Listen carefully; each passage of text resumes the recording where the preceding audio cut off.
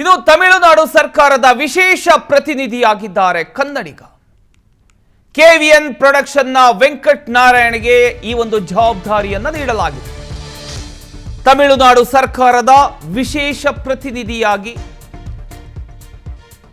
KVN ಪ್ರೊಡಕ್ಷನ್ನ Venkat Narayan ಅವರಿಗೆ ಈ ಒಂದು ಜವಾಬ್ದಾರಿಯನ್ನು ಕೊಡಲಾಗಿದೆ.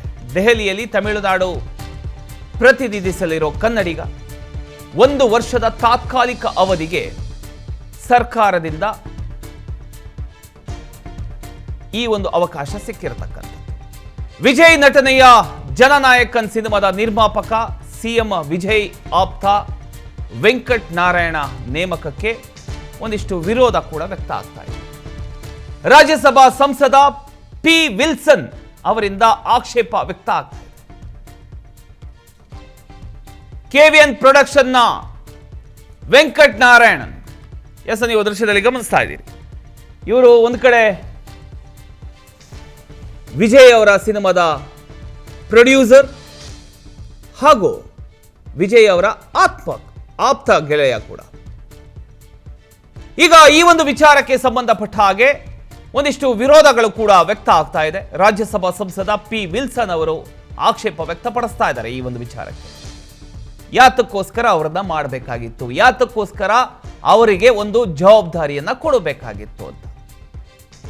ಈಗ 1 ವರ್ಷದ ತಾತ್ಕಾಲಿಕ ಅವಧಿಗೆ ಸರ್ಕಾರ ಅವರನ್ನ ನೇಮಕ ಮಾಡಿದೆ.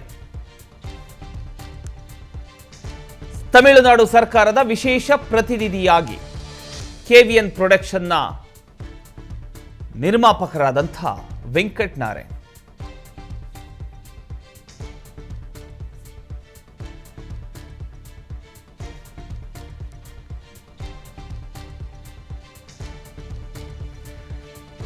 ತಮಿಳುನಾಡು ಸರ್ಕಾರದ ವಿಶೇಷ ಪ್ರತಿನಿಧಿಯಾಗಿ ಈಗ ಕನ್ನಡಿಗರಾಗಿರ್ತಕ್ಕಂಥ ಕೆವಿಎನ್ ಪ್ರೊಡಕ್ಷನ್ನ ನಿರ್ಮಾಪಕರಾಗಿರ್ತಕ್ಕಂಥ ವೆಂಕಟ್ ನಾರಾಯಣ್ ಅವರು ನೇಮಕಗೊಂಡಿದ್ದಾರೆ.